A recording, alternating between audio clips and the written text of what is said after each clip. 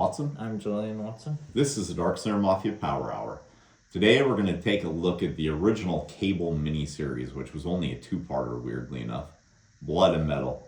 It's got a pretty sweet John Romita Jr. cover.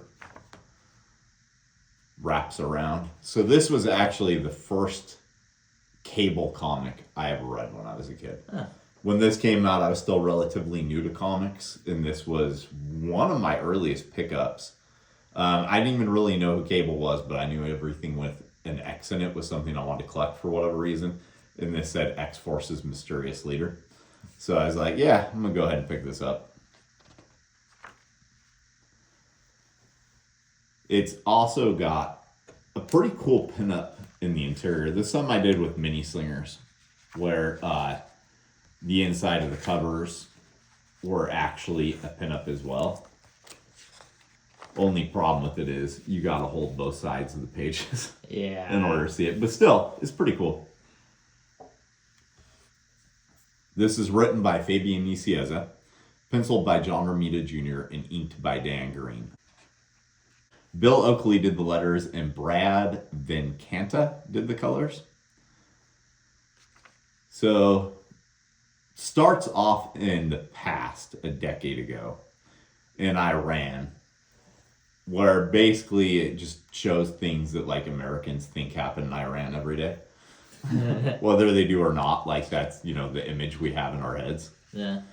And then has one of the most awkward double page spreads. Yeah. So, like, what the fuck are they jumping from when their ropes are going this way? It's a thing that all superheroes Like, his rope is wrapping back around. Are they just, are they tied to one another?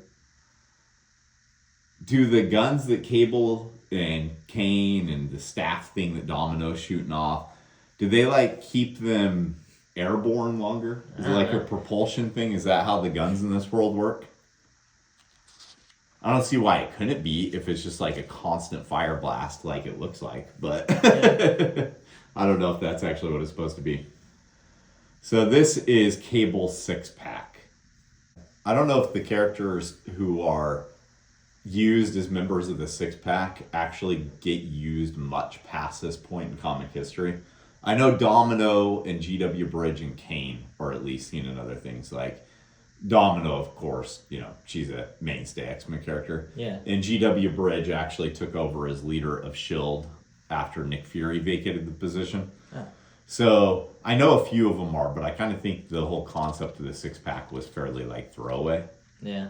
So they're on some sort of mission, but I couldn't really tell you what it is exactly because it's not that well explained. No. And basically, they're the hardest of the hard badass mercenaries, right? And then we jump to today, and we see the Mutant Liberation Front showing up, right? Yeah. Now, this guy, if you've ever seen a character that was designed by Rob Liefeld, it's Wildside, right? Yeah. He would go on to put a character that had a domino mask with some crazy ass hair and shoulder pads in every comic he ever did past this point. But they're breaking into a museum to steal something. And all of a sudden, Cable shows up and just shoots Sumo right in the head. So they want to differentiate. Cable is different than the rest of the X-Men. He actually kills people, right? Now, what he's holding himself up by makes a little more sense. I'm assuming this is holding him up anyway. But it kind of doesn't too, because how would he be able to keep his arm at that straight of an angle, lowering himself with whatever that is? You know how enormously strong he'd have to be? Yeah. It might work a little bit better had they put that thing into his metal hand and put the gun into his, human hand. Yeah. I don't know. That is just kind of goofy. Definitely. So he basically fucks up the Mutant Liberation Front and then finds out that they were there after a sword. If I remember right, this all leads into Executioner's Song, where Strife is trying to bring back Apocalypse or something like that. I don't remember what exactly. Tolliver is mentioned a lot in this too, as somebody who keeps hiring the six-pack. And I know Tolliver was some character they were trying to make into something really big during this time period too, but I don't remember if that really worked or not because I don't honestly remember who Tolliver ended up being. So then we come to the present day where GW Bridge is going to see the current Weapon X, Kane. He's who they put into the Weapon X program after Wolverine. Kane was seen in a previous page. He was one of the 6-pack. He's not used a whole lot, and I don't even know if he's actually in continuity as Weapon X anymore because Grant Morrison did a stupid fucking thing and called it the Weapon 10 program. Oh. Yeah, it was never Weapon X. The X is that Wolverine was the 10th one through it. I think like Captain America was Weapon 1. And Wolverine is Weapon 10. I don't know. That didn't work for me. I thought that was stupid that Grant Morrison did that. Yeah. Especially since it just disregarded like every bit of continuity that you'd ever known for the X-Men, you know? Yeah. But Kane has a power that you would dream up when you were 17. He can shoot his fists and then have plasma cannons underneath them. I don't know if he came before Jax or the other way around. But don't you think his design looks a lot like Jax in this? Like of the arms, I mean. Kind of. Yeah. That's what it reminded me of, but it could just be because Jax is more of a popular character. For all I know, he might actually came first. So it then goes back in time, needlessly so, and shows Kane being taken out of a bar. He's not even 21, so he shouldn't be there anyway. Yeah. By Hammer, who is telling him they have another mission. And then he goes to Hammer's place in the present, and you find out that he has a severed spine. And is going to tell him where all the Cable safe houses are if he puts a bullet in them. Meanwhile, Cable is getting some information on the sword and needs to dress in a business suit for it. I don't know why they made that choice exactly. In this comic, it also seems like Cable's like mega rich.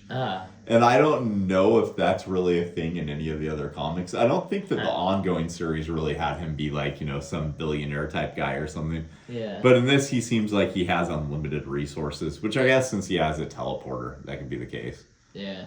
Whatever the case, he finds out that this artifact is linked to other artifacts, and I'm pretty sure they all deal with Apocalypse. And one of them just happens to be at this museum.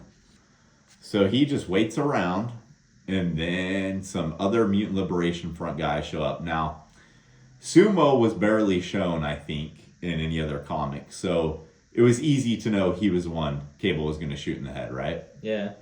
So out of these guys, Reaper and Zero, they had appeared in a lot. People actually liked Reaper as far as I know. Dragon Lady, whatever her name is, she showed up in quite a few things. And then Rusty was actually one of the New Mutants who left when Cable took over as leader or something like that. So you know he's not going to die, right? Yeah. So this is the guy they're going to kill. And Cable jumps down like, what is this? He's shooting the ground, but for some reason it's throwing them up like an earthquake. Like, I don't understand what's going on in that. So he takes out Dragon Lady, but apparently that's not lethal. He shoots Rusty, that's not lethal. He shoots Reaper, that's not lethal. But this guy, you don't even see get shot, but it's like mentioned that he's dead.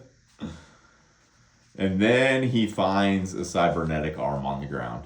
Who's, I think Reaper's? Yeah, it's Reaper's. Everybody's got cybernetics in them. Yeah. Then we go back in time, and all of the 6-pack are deciding on a new name. Because apparently they were calling themselves the Wild Pack, but that's Silver Sable's team. So they changed their name to 6-pack because Kane was drinking beer, and that's how they got their name. It's actually kind of an awesome origin for the name of a team, I'm not going to lie. Yeah. And they go around fucking shit up. I don't really know what the past has to do exactly with anything, though, because it's not exactly played off of. Through this whole thing, when it's in the present, Kane mentions that Cable is Strife. And Cable doesn't seem to know why he thinks that, right? Right. But they're just going around battling, and then Cable freaks out because, no, it can't be. Not you. I'm going to point out this panel with Grizzly just real quick. Okay. So he's got like twin Mjolnir action. I don't got a problem with that. Yeah. They're using lights to basically mess up the fact these guys are using night vision technology. No problem with that. Yeah. Why is he looking forward when he's smashing these guys with his hammers? I don't know. And are these guys, or is he smashing a computer? Huh. I'm really not sure. I think they're guys because they look the same there. But like, look how many of them are just kind of clustered together. Yeah. Like, they all just get together in a big pack so that he could just smash them all at once. That was really nice of them. Yeah. And then we get to a goddamn sideways double page spread. If there is one thing you should never forgive the founding fathers of Image Comics for, it's creating these stupid fucking spreads where you have to turn the book sideways to read it. Oh, I've been reading it one way throughout the whole entire issue. Now I'm going to turn it on its side. This is stupid. Yeah. So stupid. What's also stupid is the fact that they see Strife here with Cable, yet they still believe Cable is Strife. Maybe it's because he's time displaced or something.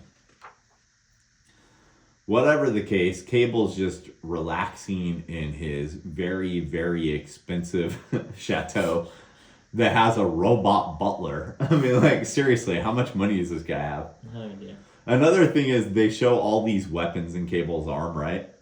Yeah. I don't think they do that past a certain point because they start delving more into the fact that his arm isn't robotic, it's actually a virus. I like virus Cable more than just crazy weapon arm Cable, personally. Yeah. But whatever the case, we get another crazy weapon arm guy show up. And he's going to beat Cable's ass. And the best way to do that is jumping through a window while screaming at him so he has plenty of warning. He fires his fist just like Ultraman. And then Cable whoops his ass because it turns out he's just a hologram. But they actually do make pretty cool use of his like hand bursting technology. It's like it throws Cable out. You know, that works. But then Kane can't find him in the snow because his body heat's not being let off. And Cable tells him he talks too much. That's true. You shouldn't just sit there and talk the whole time if, like, you know, if you're trying to track somebody. Yeah. And then, what are we greeted to for the big fight page? Another one of these stupid fucking sideways double page spreads. It's even worse than the last one. It's worse because in this one you actually lose parts of it. Yeah. Yeah.